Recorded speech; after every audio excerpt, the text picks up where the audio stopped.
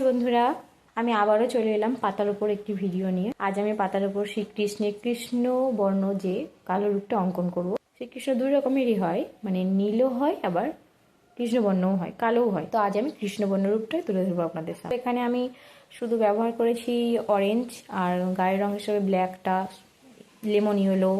দেখুন আমি ভিডিওটা কীভাবে করছি, ড্রয়িংটা।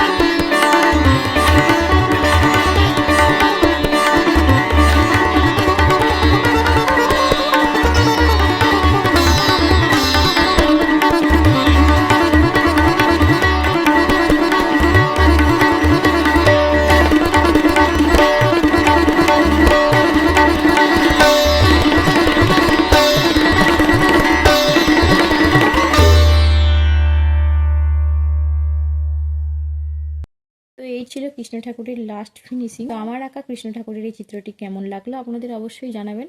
ভালো লাগলে